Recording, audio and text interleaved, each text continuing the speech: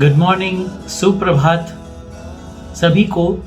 दीपावली इस दीपोत्सव के त्यौहार की बहुत बहुत हार्दिक शुभकामनाएं, बधाई एवं प्रणिपात। कल हम सब ने लक्ष्मी जी का आवाहन किया, लक्ष्मी जी को पूजन किया गया। हमारे बंगाल में तो कल अर्धरात्रि या मध्य रात्रि को माँ काली का उपासना की जाती है, हवन वगैरह की जाता है। बहरहाल काली की उपासना के क्या कारण और रहस्य और क्या फ़ायदे और नुकसान, वो हम बाद में किसी और एपिसोड में चर्चा करेंगे। आज मैं एक बहुत दैवीय शक्ति जिसे लक्ष्मी कहते हैं, उस पे मैं कुछ आपसे ध्यान चाहूँगा। लक्ष्मी की आराधना हम करते हैं फॉर वेल्थ, प्रॉस्पेरिटी, हैप्पीनेस। ये हम इन्हें महज शब्दों की तरह ही बोल जाते हैं, पर ये शब्द नहीं है, ये इमोशंस हैं, ये आस्था है, ये हमारे अंदर का सद्भाव है, हमारे अंदर का जो शांति है, जो ट्रैंक्विलिटी जिसको बोलते हैं, यानी गहरा आनंद, उस चीज़ को दर्शाता है।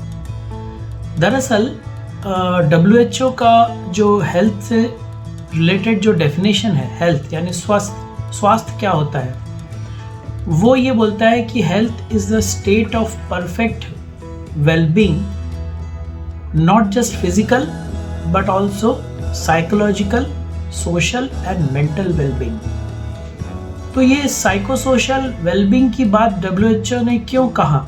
सिर्फ शारीरिक रूप से स्वस्थ होने का मतलब स्वस्थ नहीं होना, आपको मानसिक और आपके मनोवैज्ञानिक दृष्टिकोण से भी आपको स्वस्थ रहना ज़रूरी है।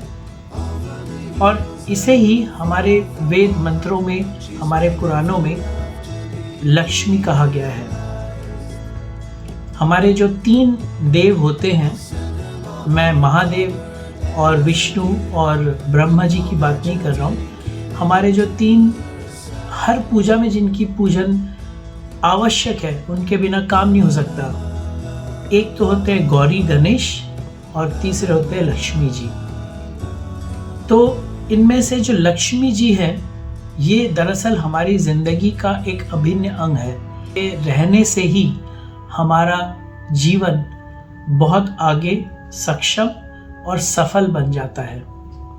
लक्ष्मी जी हमारे समय हमारे पास रहे, हर प्रावधान कैसे करें, ये आपको दरअसल बुद्धि और सिद्धि से आएगी, जो कि गणेश जी देते हैं। तो आपको गणेश जी को भी साथ लेके चलना पड़ेगा, क्योंकि वेल्थ मैनेजमेंट जिसको बोलते हैं, पैसे का सही ढंग से प्रबंधन करना, वो बुद्धि आपको, वो सिद्धि आपको सिर्फ और सिर्फ गणेश जी देते हैं। इसलिए हमारे पुराने जितने हमारे मंत्र हैं और जितने हमारे प्रावधान हैं और पद्धतियाँ हैं पूजा के, उसमें प्रथमेश यानी प्रथम ईश यानी गणेश जी से शुरुआत होती है और फिर लक्ष्मी जी तक पहुंचते हैं। ठीक है, फिर हम विष्णु जी और गौरी की पूजा करते हैं। आज मैं आप लोगों का ध्यान लक्ष्मी जी पे लाना चाहता हूँ, कारण कि लक्ष्मी जी का हमारे पास रहना और टिके रहना ये और भी मुश्किल कार्य है। आप ये मान के चलिए कि लक्ष्मी जी चिरकाल तक रहने के लिए, लक्ष्मी एक नदी की तरह होता है। जिस प्रकार एक नदी कांस्टेंट बहते चले जाती है, उसका पानी रुकेगा तो पानी में सड़न आ सकती है। इसी प्रकार हमारी जो इच्छाएं हैं वो पूरी तो होती रहेंगी लक्ष्मी जी के द्वारा, पर लक्ष्मी एक कांस्टेंट फ्लोइंग स्ट्रीम है। आपको सिर्फ इतना करना है कि लक्ष्मी का प्रभाव और लक्ष्मी का बहाव आपके तरफ चलती चली जाए। आप उसे रोक करके, अपने पास रख करके, जमा इकट्ठा करके सिर्फ आप अपने लिए कीचड़ और गंदगी लाएंगे। ये कीचड़ और गंदगी आपके जीवन में रोग, संताप, दुख इस तरह से क्रिएट होता है। यही वो कीचड़ है जिन्हें हमें आने नहीं देना है और चिरंतन काल तक लक्ष्मी का प्रभाव हमारे इस जीवन में चलते चले जाना चाहिए। तो अब बात करते हैं चिरंतन काल तक लक्ष्मी जी को हम अपने पास, अपने साथ कैसे बनाए रखें। क्योंकि हमने ये तो जान लिया कि लक्ष्मी एक फ्लोइंग स्ट्रीम है, एक नदी का बहाव है जो रुक नहीं सकता, वो चलायमान है। तो लक्ष्मी जी अगर हमारे घर के आसपास से चलते चले जाए पूरे समय, उनका बहाव चलते जाए, तो ज़रूरत पड़ने पर हम एक लोटा पानी जैसे नदी से निकाल लेते हैं, हमें पूरी नदी की तो ज़रूरत नहीं होती है। उसी प्रकार लक्ष्मी जब हमें ज़रूरत हो, जितनी ज़रूरत हो उतना हमें मिल जाए, इसका प्रावधान करना चाहिए। तो अब मैं कुछ वास्तविक धरातल में कुछ चीज़ें, कुछ फैक्ट्स आपके सामने बनाना चाहता हूँ, बताना चाहता हूँ। सबसे पहले मैं आपको लक्ष्मी को कैसे हमारे पास लाएं और लक्ष्मी को कैसे हमारे पास बनाए रखें। मेरे इष्ट मित्रों, मेरे दोस्तों, there is something called a rule of 72। Rule of 72 क्या कहलाता है कि अगर आप किसी एसेट क्लास को, किसी भी एसेट से कोई भी आपने चीज़ ली या अपने पास संभाल के बना के रखा, और अगर वो एक सर्टेन परसेंटेज से ग्रो करेगा, ठीक है, तो वो अगर ग्रो करे, आप उस परसेंटेज से खुश मत हो जाइए। जैसे फॉर एग्जांपल आपने आज 5,000 रुपये या 10,000 रुपये का FD करा ली बैंक में। जो ठीक ठाक बैंक है वो 6, 7, 7.25, 7.5% तक दे देगी। थोड़े कमज़ोर बैंक जिनकी अभी बहुत ज़्यादा ब्रांड वैल्यू नहीं आई है, वो कस्टमर्स को अपनी तरफ आकर्षित करने के लिए 8, 8.5% तक आपको दे सकती है। लेकिन आप ये 8%, 7%, 6% सुन करके खुश मत हो जाइए। आप ये जान रखिए कि क्या ये पर्याप्त है, जो पैसा मेरे पास आने वाला है जिस रफ्तार से, वो रफ्तार को आप कैसे पहचानेंगे। तो रफ्तार पहचानने का ही तरीका है रूल ऑफ 72। आपको करना ये है कि जो भी परसेंटेज आपको बताया जा रहा है कि साहब 7% से या 9% से आपका पैसा ग्रो करेगा, और ये मैं 9% हर साल की बात कर रहा हूँ, कंपाउंडेड एनुअली। यानी आपने अगर 100 रुपये बैंक में जमा की, आपको पहले साल 9 रुपये मिले, ठीक है, 9% के रफ्तार से मैं बोल रहा हूँ। तो आपका पैसा बन गया 109 रुपये। अब अगले साल जब आपका इंटरेस्ट कैलकुलेशन होगा तो आपका 100 रुपये पे नहीं होना चाहिए, 109 रुपये पे होना चाहिए, क्योंकि आपने वो 9 रुपये भी बैंक को दे रखा है, ठीक है ना।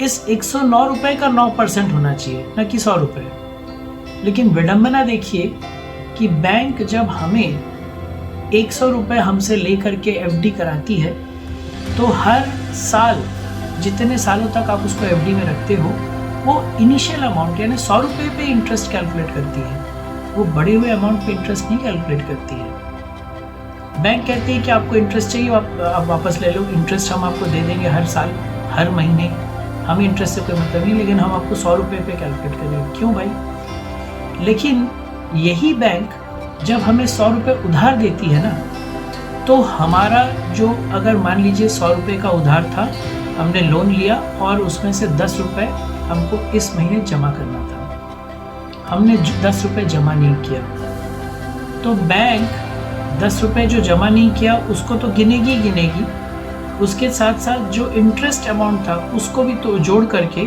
अब हो सकता है आपका बैंक 110 रुपये पे इंटरेस्ट कैलकुलेट करे। ये कंपाउंड इंटरेस्ट है। तो बात साफ है कि वो बैंक जब हमसे पैसा लेकर के हमें लौटाने की बात करती है तो सिंपल इंटरेस्ट पे उतर आती है, और वही बैंक जब हमें पैसे दे करके हमसे पैसे वापस लेने की बात आती है तो कंपाउंड इंटरेस्ट पे कैलकुलेशन करती है। तो इस गुणा भाग को आप समझ लीजिए। अगर कोई बैंक कंपाउंडेड यानी 100 पे 9 रुपये, हर साल 109 पे फिर और 9%, फिर 118 पे 9%, अगर इस तरह से कैलकुलेट करें तो 9% के हिसाब से आपका 100 रुपये डबल होने में कितने समय लगेंगे? आप 72 डिवाइडेड बाय 9 करेंगे, ठीक है, ये पता करने के लिए कि आपका 100 रुपये कितने दिनों में डबल हो जाएगा। तो 72 को आपका जो परसेंटेज रिटर्न है वो भी क्यूमुलेटिव यानी कंपाउंडेड एनुअली 9 से डिवाइड करेंगे तो 9 8 सा 72 होता है, यानी 8 साल में आपका 100 रुपये 200 रुपये हो जाएगा। अब खेल यहाँ पे ख़त्म नहीं होता, क्योंकि एक होती है चीज़ जिसे बोलते हैं महंगाई। आपने सुना होगा सरकार महंगाई दर 6%, कभी 7%, कभी 7.5%, कभी 6.5% कहते रहती है। तो अगर एक साल में 9% आपने कमाया इंटरेस्ट से और आपका 6% माइनस हो गया आपके वैल्यू, क्यों? क्योंकि चीज़ की वैल्यू बढ़ गई। जो चीज़ 100 रुपये में खरीदी जा सकती थी, अगर 6% से महंगाई दर है तो 106 रुपये लगेगा उसी 100 रुपये के सामान को खरीदने का जिसे आपने पिछले साल 100 रुपये में खरीद पाए थे। तो आपको ये महंगाई दर को माइनस करना है अपने इनकम में से। तो 9% आपका रिटर्न था, 6% आपकी माइनस हो गई, तो बचे 3%, आप 3% से ग्रो किए हो। तो इस तरह से आपको सोचना है कि आपका पैसा वाकई में बढ़ रहा है या वहीं की वहीं रुक जा रही है। 3% से आपका क्या ग्रोथ होगा? कुछ ग्रोथ नहीं होगा। तो कायदे से अगर आप वाकई में लक्ष्मी जी को अपने पास रखना चाहते हैं, यानी संसाधन जुटाना चाहते हैं, तो आपको ऐसे एसेट क्लास में इन्वेस्ट करना पड़ेगा जहां आपको मिनिमम 12% मिले, मिनिमम 12 से 18%। क्योंकि अगर 12% भी मिलेगा तो 72 को 12 से डिवाइड करेंगे तो 12 6 72, यानी 6 साल में आपका पैसा डबल होगा। और अगर 18% मिलता है तो 18 4 72, यानी 4 साल में आपका पैसा डबल होगा। आपने ये सुना होगा या आपको याद होगा, हमारे पेरेंट्स वो मज़े से बैंक में, एफडी में, केवीपी में या नेशनल सेविंग सर्टिफिकेट NSC जिसको कहते हैं उसमें पैसे लगाते थे और 5 साल में डबल हो जाता था। फिर वो 6 साल में डबल होने लगा। अब आप सुन के ताज्जुब हो जाएंगे, अब वो 12 साल में भी डबल नहीं होता वो पैसा। यानी सरकार इंटरेस्ट रेट्स को इतना घटा दी है कि अब वो किसी काम लायक नहीं बचे। ठीक है, आपके इनकम टैक्स में थोड़ी बहुत आपको ATC का डिडक्शन मिल जाएगा, लेकिन वस्तुतः आपने कुछ कमाया नहीं, आपका पैसा आप गरीब के गरीब ही रह गए। तो अगर आपको आगे अपने जीवन को धन धान्य से परिपूर्ण करना है, लक्ष्मी जी को लानी है, तो आपको 12 से 18% के बीच में कहीं ना कहीं कंपाउंडेड एनुअल ग्रोथ रिटर्न यानी CAGR उसको बोलते हैं, उसको आपको हासिल करना पड़ेगा। तो अब ये 12 से 18% का रास्ता ये हम कैसे तय करें? सुनने में ये जितना आपको मुश्किल लग रहा होगा, असल में ऐसा नहीं है। और मेरे जैसा वो इंसान जिसका कोई फाइनेंशियल बैकग्राउंड नहीं है, कोई फाइनेंशियल एडवाइज़र नहीं हूँ, कोई सर्टिफाइड फाइनेंशियल प्लानर नहीं हूँ, लेकिन मैंने सिर्फ अध्ययन करके, पढ़ करके, लोगों की बातें सुन करके, वीडियोस, लिटरेचर्स पढ़ करके, अगर मैं इतना बेसिक नॉलेज मैंने हासिल किया है तो यकीन माने आप भी ये हासिल कर सकते हैं और आप भी ये कर सकते हैं। अब अपन चिरंतन काल तक लक्ष्मी जी को अपने पास ठहरा के कैसे रखें, उस पर बातचीत करें। तो देखिए, सबसे पहले आपको ये देखना होगा कि आपके महीने का राशन, बिजली, पानी, स्कूल फीस यानी जो नीड है, जो ज़रूरत की चीज़ें हैं, वो कितने रुपए में आज के रेट पे बन रही है। सपोज़ 30,000 रुपये आपको मोटा मोटी खर्च होता है अपनी ज़रूरत पे। मैं ज़रूरत की बात कर रहा हूँ। यहाँ नीड और वांट का डिफरेंस आपको जानना ज़रूरी है। नीड वो चीज़ होती है जो आपकी ज़रूरत है, जिसके बिना आप चल नहीं सकते। वांट वो चीज़ होती है जिसके बिना आप चल तो सकते हैं, लेकिन आपकी इच्छाएं हो रही है लेने की। तो यहाँ मैं इच्छाओं की बात नहीं कर रहा हूँ, यहाँ आपकी ज़रूरतों की मैं बात कर रहा हूँ। ठीक है, तो सपोज़ 30,000 रुपये आपका बेयर मिनिमम ज़रूरत है, उसके बिना आपका काम नहीं चलने वाला। तो 30,000 रुपये एक महीने का खर्चा अगर है आज के डेट पे, तो आप इसको, ये अपन 2023 की बात कर रहे हैं, मल्टीप्लाई करिए 12 से, क्योंकि 12 महीने होते हैं। तो अगर आप 30,000 को मोटा मोटी 12 से मल्टीप्लाई करेंगे तो 3,60,000 रुपये सालाना आपका खर्चा आता है। अब आप 3,60,000 रुपये जो सालाना खर्च है उसको आप 25 से मल्टीप्लाई कर दीजिए। प्लान ये है कि ये जो 90 लाख रुपए जो आपने कॉर्पस बिल्टअप कर लिया है, इसे अगर 12 से 18% के बीच में ग्रो करा लिया हर साल, यानी 12% to 18% CAGR compounded annual growth return, तो आपको एक खुशहाली वाली ज़िंदगी मिलेगी जहाँ पे हर तरफ खुशहाली रहेगी। और उसे को ही हम अपने पुराने शब्दों में कहें तो चिरंतन काल तक लक्ष्मी का आना। यहाँ एक बात आपको और गौरतलब है, मैं बता देना चाहता हूँ, लक्ष्मी का मतलब सिर्फ पैसा नहीं होता है। लक्ष्मी का मतलब होता है वैभव। पैसे के साथ आपका आचार, आपका विचार, आपका मन, आपका शरीर, सबसे बड़ा चीज़ शरीर से ही आप सारी साधना करते हैं। तो शरीर आपका ठीक रखने के सिर्फ 3 मैं बेसिक रूल बताऊंगा, क्योंकि नहीं तो ये वीडियो बहुत लंबी हो जाएगी। शरीर सामान्य रखने के लिए सबसे पहले, अगर आप भारतवर्ष में हैं, आप जिस लोकेलिटी में रहते हैं, जिस प्रदेश में रहते हैं, वहाँ पे जितने बजे सूर्योदय होता है उसके आसपास आप भी उठ जाइए, क्योंकि हमारा ये सोलर सिस्टम है तो सन से हम एनर्जी लेते हैं। तो हमारे बॉडी के जो 112 नाड़ियाँ हैं, जिनमें से 108 सेंटर्स हमारे बॉडी के अंदर हैं और 4 सेंटर अबव हैं, तो ये 112 नाड़ियाँ भी जागृत होती हैं इसी सोलर सिस्टम के साथ। तो हमें सन गॉड यानी सूर्य देवता के जगने के साथ ही हमारा शरीर भी जग जाना चाहिए। तो शरीर को जगा लीजिए उठते बजे, उसके बाद सोए मत रहिए। ये पॉइंट 2, सुबह उठते ही साथ आप जिस भी इष्ट देव को, जिनको भी आप मानते हैं, ध्यान देते हैं, उनका ध्यान साधना करिए। 10 मिनट के लिए कोई जाप कर लीजिए या कोई मंत्र पढ़ लीजिए या कोई थोड़ी बहुत मेडिटेशन कर लीजिए।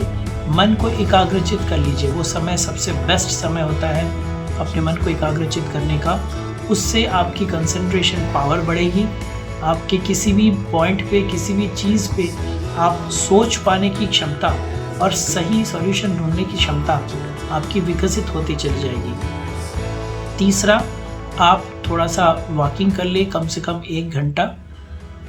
इस 1 घंटे के वॉकिंग को आप खाली पेट करेंगे, इसलिए सुबह करें या शाम को करें, लेकिन दोनों टाइम करें तो बहुत अच्छा।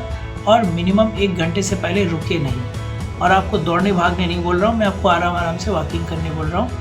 ये ज़रूर कि आप कितनी देर तक चले हैं, परंतु ये बहुत ज़रूरी है कि आप कितने दूर तक चले हैं। जो चौथी, जो बहुत इम्पॉर्टेंट है, वो ये है कि आपको जब भूख जस्ट ख़त्म हो गई हो खाना खाते खाते, अभी आपको लग रहा है कि 1 रोटी और खा सकता हूँ, उस 1 रोटी को आप मत खाइए उस समय। वही आपकी सबसे बड़ी साधना होगी। वो 1 रोटी जो आपका मन कह रहा है कि और खा लेता हूँ, वो ना खा के आप थोड़ा सा उठ जाए या आधे पौन घंटे बाद तक पानी मत पीजिए। इससे क्या होगा कि आप ओवर ईटिंग से बचेंगे। इंसिडेंटली एक बहुत इंटरेस्टिंग बात यह है कि कोई भी जानवर वो ओवर ईटिंग नहीं करता, ये सिर्फ इंसान होता है जो ओवर ईटिंग करता है। और ओवर ईटिंग करने से, यानी ज़रूरत से ज़्यादा खाने से, हम में मोटापा, ओबेसिटी पैदा होती है। तो ये 4 पॉइंट आप अपने सेहत के लिए ध्यान रखिए। खाने को ये समझ के खाइए कि ये मेरे अंदर बैठा हुआ इष्ट, मेरे अंदर बैठा हुआ राम, मेरे अंदर बैठा हुआ भगवान, उसे मैं अर्पण कर रहा हूँ। उसे लालच की तरह नहीं, उसे अपने भूख मिटाने के लिए हिसाब से खाइए। तो इन 4 चीज़ों के बाद आपका सेहत बिगड़ने के चांसेस नेग्लिजिबल हो जाएंगे। आप काम करिए, कुछ भी काम करिए, आपका पैसा उपार्जन हो चाहे न हो, आपको इस बात का टेंशन, इस बात की तकलीफ नहीं सताएगी, बॉस मेरे पास पैसे कम पड़ रहे हैं, इस महीने का खर्चा कैसे निकलेगा, ठीक है। लेकिन आपको 10 करोड़ आपको हासिल करना है ताकि अगले 10 या 12 साल में आप अपने आप को फाइनेंशियली फ्री कर लें। अगर आपके पास मकान खुद का है तो आपके पास सिर्फ खाने का और रहने का खर्चा बस आपको देना पड़ेगा कि आपकी दवाई, आपके बच्चों की पढ़ाई, ये सारी चीज़ें आ जाएं। घर में माता पिता रहेंगे, उनकी जिम्मेदारी आपके ऊपर रहेगी, लेकिन आप अपने एक बड़ा पार्ट सुरक्षित कर लेंगे जब आपके पास एक घर हो। तो पहला नियम ये है कि आपके पास एक अपना घर होना चाहिए, ठीक है। लोग कहते हैं कि किराए के मकान में भी तो रहा जा सकता है, क्यों अपन इतना पैसा खर्चा करें। तो साहब मेरा ये कहना है कि आप किराए के घर में आए दिन आपको कुछ ना कुछ परेशानी आ सकती है, आपको बहुत सारे समझौते करने पड़ सकते हैं, और किराएदार होने के नाते मकान मालिक आपको कभी भी खाली करने का नोटिस थमा सकता है। तो क्या आप रोज़ बदलते रहोगे अपने घर? तो एक मकान होना ज़रूरी है। हाँ, लोग जो क्या करते हैं, एक मकान के बाद दूसरा मकान भी खरीद लेते हैं कि भैया एक एडिशनल इन्वेस्टमेंट है, एक और इन्वेस्टमेंट करेंगे तो मकान वैल्यू बढ़ेगा, और उसको लोन पे ले लेते हैं। वो गलत है। आपका पहला मकान आपकी ज़रूरत है, आपका दूसरा मकान या दूसरा प्रॉपर्टी वो आपकी ज़रूरत हरगिज़ नहीं है, वो आपकी लालच है, वो आपकी इच्छाएं हैं। ठीक है, तो एक मकान आपके पास होना चाहिए। आप एक हर महीने एक छोटा सा अमाउंट, आपकी जो भी टेक होम सैलरी है या टेक होम मनी है, उसमें से एक अमाउंट जो आप बचा सकते हैं, जिसे आप अपने फ्यूचर के लिए रखेंगे, उसे सबसे पहले निकाल लीजिए। एक पेन पेंसिल लेकर के बैठिए। सपोज़ आपकी टेक होम सैलरी है सपोज़ 80,000 रुपये महीने का, से आप सीधा सीधा 10% एटलीस्ट आपको बचाना है। अगर आप एक अच्छा सुनहरा भविष्य अपने लिए गढ़ना चाहते हैं, बनाना चाहते हैं, तो 10% ऑफ 80,000 इज़ लाइक 8,000। तो मैं उसको राउंड फिगर बना देता हूँ 10,000 रुपये। आप इस 10,000 को पहले ही हटा दीजिए। आप मान के चलिए कि आपकी तनख्वाह 80,000 नहीं है, आपकी तनख्वाह 70,000 है। अब जो बाकी बचे 70,000 हैं, इसमें से आप 1% या 2% यानी 2,000 या 5,000 रुपये आप एक छोटा सा आरडी क्रिएट करिए बैंक में, रिकरिंग डिपॉजिट जिसको बोलते हैं, उसमें आप डालना शुरू करिए 2 या 3,000 जितना भी। ये वो कहते हैं जिसको कंटिंजेंसी फंड। कंटिंजेंसी फंड का मतलब होता है इमरजेंसी फंड। आपको कभी भी अचानक से कुछ ज़रूरत पड़ जाए, या आपको कहीं जाना है, या किसी की मदद ही करनी है भाई। ये कंटिंजेंसी फंड कितनी होती है? ये वो होती है जो आपके वो आप महीने का जो अर्निंग है उसका एटलीस्ट 3 से 5 गुना। ठीक है, तो एक दिन में तो आप वो कंटिंजेंसी फंड बना नहीं सकते। तो आपको क्या करना है, आपको खर्चा भी चलाना है हर महीने। तो आप हर महीने 2 से 3,000 रुपये, अगर आपकी सैलरी 80,000 है, तो अगर आपकी सैलरी 1 लाख है तो आप 10,000 रुपये हर महीने निकाल के कंटिंजेंसी फंड में डालना शुरू करिए। ये आपका कहीं पे बैंक में रहना चाहिए, एफडी में रहना चाहिए, आरडी में रहना चाहिए, या लिक्विड फंड में डाल सकते हैं। म्यूचुअल फंड में लिक्विड फंड होता है। जब मैं म्यूचुअल फंड की बातें करूँगा तब मैं आपको लिक्विड फंड के बारे में बताऊँगा। वो पैसा आपको रखना चाहिए एज एन इमरजेंसी फंड, कि आपको जब मर्जी तब आप उसको तुरंत निकाल सकते हैं। लेकिन वो आप अपने बैंक अकाउंट में नहीं रखेंगे, क्योंकि वहाँ से तो आप एटीएम कार्ड स्वाइप करके जब मर्जी खर्चा कर मारेंगे, और वो पैसा आपका कभी बन ही नहीं पाएगा। तीसरा, आपको इसके बाद सोचना है कि आपके पास जो पैसे हैं वो जो बच रहे हैं उससे आपका खर्चा चल रहा है कि नहीं। अगर आपने 80,000 में से 20,000 रुपये ऐसे निकल गए कि 10,000 रुपये आपने इन्वेस्ट कर दिया अपने फ्यूचर के लिए, 10,000 रुपये आपने रख दिया कि इमरजेंसी के लिए मुझे रखना है हर महीने। अब जो बचा 60,000 रुपये, अगर आपका घर खर्चा इसमें चल जाता है तो ठीक, नहीं तो आप अपनी अर्निंग को बढ़ाने के लिए कुछ नया स्किल, कुछ नया जॉब, साइड बिजनेस कुछ भी करिए। आप अपने हस्बैंड हैं तो वाइफ को बोलिए, वाइफ है तो हस्बैंड को बोलिए कि आप कुछ एक्स्ट्रा काम सीख लो, कर लो, और मेरे साथ साथ घर को चलाने में, फ्यूचर सिक्योर करने में मेरी हाथ बटाएं। तो इस तरह से आप अपने अर्निंग को बढ़ाएं, क्योंकि सेविंग एक निश्चित समय, एक निश्चित अमाउंट तक ही आप कर सकते हो। उससे ज़्यादा आप सेविंग नहीं कर सकते, क्योंकि खर्चे हैं बहुत सारे, हम उसको नज़रअंदाज नहीं कर सकते। इस तरह से एक समय आएगा जब वो 10,000 करते करते आपके 50,000, फिर 1 लाख, फिर 2 लाख हो जाएंगे, और वो कंटिंजेंसी फंड आपका बन के तैयार हो जाएगा। आप निश्चिंत हो जाएंगे जीवन में कि कभी भी कोई इमरजेंसी आए तो मेरे पास एक सुरक्षित अमाउंट है जिसे मैं तत्काल तुरंत निकाल सकता हूँ और वहाँ पे उसे यूज़ कर सकता हूँ। लेकिन वो सुरक्षित अमाउंट आपकी सुरक्षा के लिए, दूसरों की सुरक्षा के लिए नहीं है। यहाँ मैं थोड़ा सा आपको सतर्क और सजग होने की बात कहूँगा। आपका दोस्त आपसे अगर पता चल जाए कि आपके पास कंटिंजेंसी फंड है, मैं सभी दोस्तों की तो बात नहीं कर रहा हूँ, लेकिन कुछ ऐसे दोस्त भी होंगे जो आपके पास उस पैसे पे नज़र रखेंगे और वो आपको मांगेंगे, भैया मेरे को 5,000 चाहिए, बहुत ज़रूरत है। क्यों ज़रूरत है?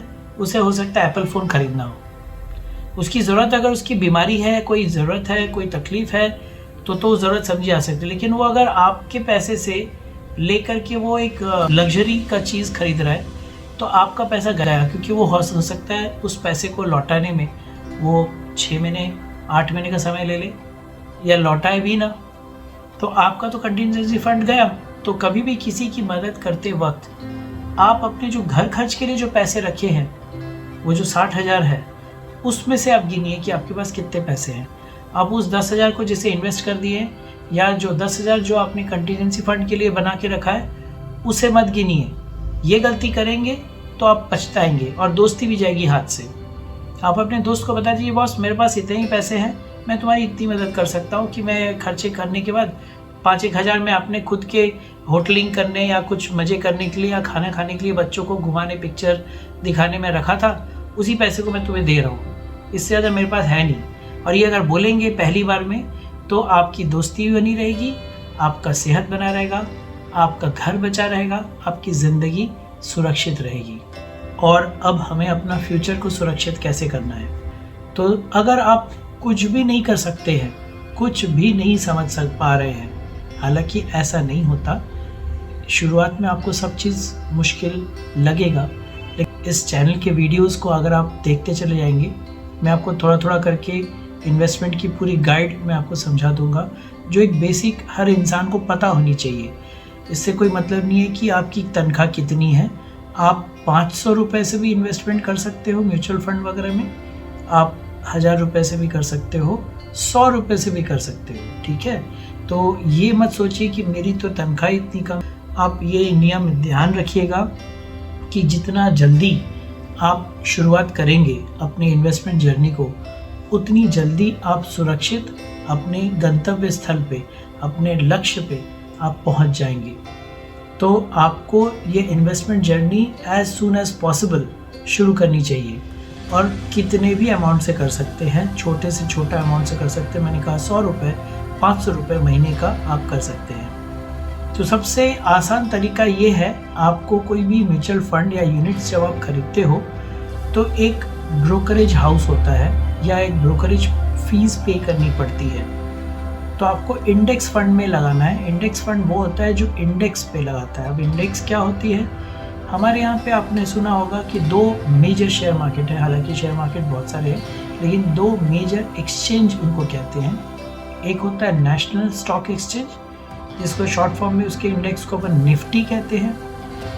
एक होता है बॉम्बे स्टॉक एक्सचेंज, जिसके शॉर्ट फॉर्म में हम सेंसेक्स कहते हैं, ठीक है। आपने सुना होगा आज सेंसेक्स गिर गया, आज निफ्टी गिर गया, कल सुनेंगे परसों निफ्टी बढ़ गया, सेंसेक्स बढ़ गया। तो ये वो इंडेक्सेस हैं जो बढ़ते घटते रहते हैं, और मूलतः ये आपके इस वक्त देश का फाइनेंशियल हालत क्या है, फाइनेंशियल स्वास्थ्य कैसा है, इस ओर इंगित करता है, ठीक है। तो वर्तमान समय में जैसे 64-65 हज़ार के आसपास सेंसेक्स चल रही है, अराउंड 19 से 20 हज़ार के बीच में निफ्टी चल रही है। हो सकता है कल जब मार्केट खुलेगी तो कुछ और चलेगा, लेकिन इस वक्त ये है। तो आपको निफ्टी या इंडेक्स फंड जिसको बोलते हैं, इंडेक्स मतलब निफ्टी जो बनती है या सेंसेक्स जो बनती है, वो टॉप के 20 या टॉप के 50 कंपनीज से बनती है। जो देश में जो टॉप 50 कंपनीज हैं, जो कि बेस्ट मैनेज माना जाता है, उनके जो टोटल मार्केट कैपिटल है, उनको एक गुणा भाग करके, एक सिंपल मैथमेटिक्स है तो नहीं, पर आप इतना समझ लीजिए कि उनकी सेहत को एक स्टैटिस्टिकल डाटा के थ्रू इंडेक्सेशन बना करके उसे बताया जाता है। तो अगर ये 50 कंपनी या ये 100 कंपनी जो देश के इकोनॉमी के कर्णधार हैं, एक तरह से लाखों लोग, हजारों परिवार के रोजी रोटी का वो साधन है, अगर ये 50-100 कंपनी अगर कभी गिर पड़े इकट्ठे, जो कि लगभग नामुमकिन है, लेकिन अगर वो गिर पड़े तो देश में कुछ भी नहीं बचेगा। और ऐसी स्थिति में सरकार अपनी पूरी ताकत लगा देगी इन कंपनियों को वापस खड़ा करने में, क्योंकि सरकार भी ये जानती है कि एक छोटे समूह के लोग हैं जो सरकारी नौकरी में हैं, बाकी सब गैर सरकारी नौकरी में लगे पड़े हैं। तो अगर गैर सरकारी क्षेत्र में अगर इतना बड़ा तांडव हो जाए तो देश नहीं बचेगा।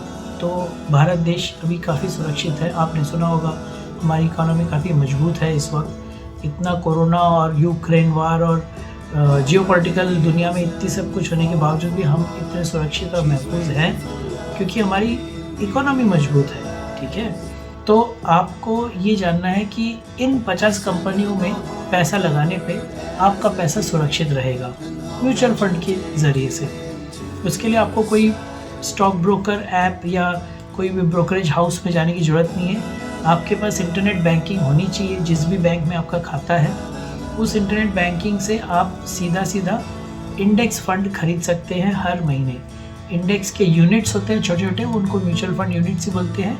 इंडेक्स फंड खरीदने का एक और कारण ये है कि वो प्रोफेशनली मैनेज ना होकर के एक AI टूल या कंप्यूटर के थ्रू चलती है कि वो बराबर अपने पैसे को, आपके पैसे को उन 50 कंपनी में बराबर बांट देती है।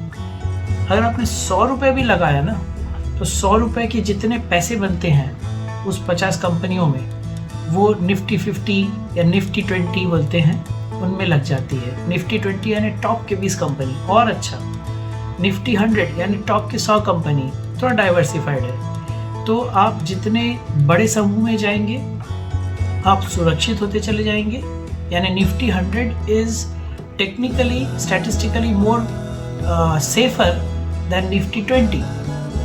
फ़र्क सिर्फ इतना है कि निफ्टी 50 में बहुत सारी कंपनियां होंगी जिनमें से कुछ कंपनी थोड़े कम परफॉर्मेंस देंगे, कुछ कंपनियां अच्छी परफॉर्म करेंगी। तो जो ओवरऑल आपका जो अर्निंग है, जो परसेंटेज स्कोर है आपके रिटर्न का, वो थोड़ा सा वेरी करेगा लोअर साइड में। लेकिन वहीं अगर आप निफ्टी 20 में चले जाते हैं, निफ्टी 50 में चले जाते हैं, यानी टॉप के 50 कंपनी, एकदम क्रीम का भी क्रीम आपने ले लिया, तो बहुत संभव है कि लंबे समय में इनके परफॉर्मेंस बहुत ही ज़बरदस्त रहे। तो आपकी जो अर्निंग, जो रिटर्न है परसेंटेज, वो ज़्यादा बेहतर रहेगी। ये मोटे तौर पे मैं कह रहा हूँ, इसमें एक्सेप्शंस हो सकते हैं, लेकिन मैं आपको 10 साल का एक हॉरिजन रख करके, 10 साल 15 साल की बात सोच करके बोल रहा हूँ। मैं 10 दिन, 10 हफ्ते या 10 महीने के बारे में बोल करके नहीं बोल रहा हूँ। आज आपने पैसा लगाना शुरू किया, अगले साल वर्ल्ड वार 3 आ गई और अचानक से सेंसेक्स डाउन हुआ, निफ्टी डाउन हुआ, आपका पैसे का वैल्यू कम हो गया। आपने बोला लाओ, अभी तो 2023 में बोले थे कि इन पैसे लगाने के लिए, हमारा तो फ्यूचर डूब गया। ऐसा नहीं है जी, आपका पैसा धीरे धीरे बढ़ता है और लंबे समय में मार्केट इन सारे अप डाउन्स, सारे वॉलेटिलिटी को एब्जॉर्ब कर लेती है। तो आप थोड़ा और पढ़े, निफ्टी 50 क्या होता है, निफ्टी और index fund management, index fund कैसे मैनेज होता है, उनके बारे में वीडियोस देखें। उनसे आप सीख पाएंगे कि साहब कैसे हमें पैसा लगाना है घर बैठे अपने नेट बैंकिंग ऐप से। दूसरी चीज़, आप कभी भी इकट्ठे एक बार में बहुत सारा पैसा मत लगाइए, आप थोड़ा थोड़ा रखिए। जैसे आपने कंटीजेंसी फंड के लिए थोड़ा सा निकाल लिया, इन्वेस्टमेंट के लिए आपने थोड़ा सा निकाल लिया, थोड़ा सा पैसा आप ऐसे रखिए कि आप ऐसी चीज़ों में लगाइए जहाँ पे आपको छोटे छोटे अर्निंग मिले। ठीक है, यहाँ मैं आपको क्रिप्टो के भी बारे में बोलूँगा कि क्रिप्टो करेंसी भी अब धीरे धीरे बाजार में बढ़ रही है। क्रिप्टो के बारे में बहुत सारी भ्रांतियाँ हैं, बहुत सारे किस्से कहानियाँ हैं, इस वजह से लोग क्रिप्टो से डरते हैं। परंतु एक समय आएगा जब आप अच्छे कॉइन्स, जो आज के रेट पे जो बड़े कॉइन्स हैं ना, बिटकॉइन्स हो गए या इथीरियम हो गए या बहुत सारे हैं, लेकिन आप 1-2 में कॉइन में 1500 या 2000 तक आप आराम से लगा के चुपचाप भूल जाओ। वो पैसा आपको 2 साल बाद, 3 साल बाद सामने आ जाएगा कि कितना बढ़ रहा है। अगर बढ़ने लग जाए, जो कि बढ़ेगा ही, तो आप फिर और 500 रुपये, 1000 रुपये लगाना। तो मैं 500 1000 बोल रहा हूँ, 50,000 या 1 लाख रुपए नहीं बोल रहा हूँ। तो ये ध्यान रखिएगा। और एक कहावत है, don't put all your eggs in one basket. यानी आप अंडे खरीदने गए हो तो एक ही बास्केट में सारे अंडे रखे और वो बास्केट ही गिर गया तो सारे अंडे फूट जाएंगे। तो ये कंसेप्ट है डाइवर्सिफिकेशन का। आप थोड़ा सा पैसा शेयर्स में लगा सकते हैं, कोई भी आप ब्रोकरेज हाउस के थ्रू, जो खासतौर पे जो फुल ब्रोकरेज हाउसेस हैं और जो ज़ीरो ब्रोकरेज हाउसेस हैं। यानी फुल ब्रोकरेज यानी पूरा सब कुछ ब्रोकर सर्विस देती है, और जिनके ब्रोकरेज फीस कम है, आप कंपेयर करके देख सकते हैं, उनके थ्रू आप शेयर्स में इन्वेस्ट कर सकते हैं। इस तरह से आप 10 साल तक एक फाइनेंशियल डिसिप्लिन को मेंटेन करते चले जाएं। आप देखेंगे कि इधर आपकी सेविंग बढ़ रही है क्योंकि आपकी सैलरी बढ़ेगी ही, आपकी सैलरी घटेगी नहीं। तो सैलरी बढ़ेगी तो उसको आप ऑर्गेनिकली बढ़ने के लिए वेट ना करें, आप खुद से भी अपनी सैलरी बढ़ाने की कोशिश करें। अगर सैलरी नहीं बढ़ती तो साइड में इनकम कुछ शुरू कर दीजिए, छोटा मोटा चीज़ें करिए। गारमेंट्स के बिजनेस में आप घर से बैठ के कुछ कर सकते हैं। बहुत सारे ऐप्स हैं जिनमें आप ये सब चीज़ें खरीद सकते हैं या बेच सकते हैं, उनके बारे में पढ़िए। कांस्टेंट स्वाध्याय करते रहिए, अध्ययन करते रहिए, तभी लक्ष्मी जी आपकी तरफ आएंगी। और जब आप प्रयास करते रहते हैं ना किसी एक चीज़ को ध्यान में लक्ष्य बना करके, तो आप भले उस तक पहुंच ना जाए लेकिन आप उसके निकट ज़रूर पहुंच जाते हैं समय के साथ साथ। और एक दिन आप वाकई में उसको आप हाथ पकड़ के छू सकते हो। It comes to your arms length distance, आपके हाथ की लंबाई के अंदर वो आ जाती है। तो कहने का तात्पर्य ये है कि हमने लक्ष्मी का पूजा किया, उनका आह्वान किया, हमने गणेश जी का भी तो आह्वान किया।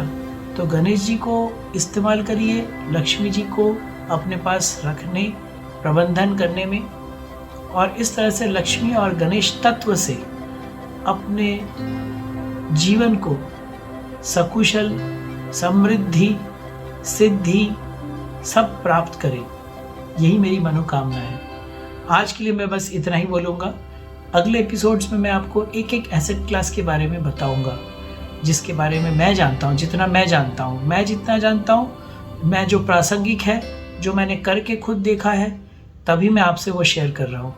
तो ये मेरी निजी एक्सपीरियंस से मैं बता रहा हूँ। मैं कहीं जाके ट्रेनिंग नहीं लिया हूँ, लेकिन मैंने जान करके, सीख करके, थोड़ा थोड़ा करके मैंने फिर समझा है, वो मैं आपसे शेयर करूँगा। तो इसी के साथ मैं आज अपने इस वीडियो को समाप्त करता हूँ। धन्यवाद।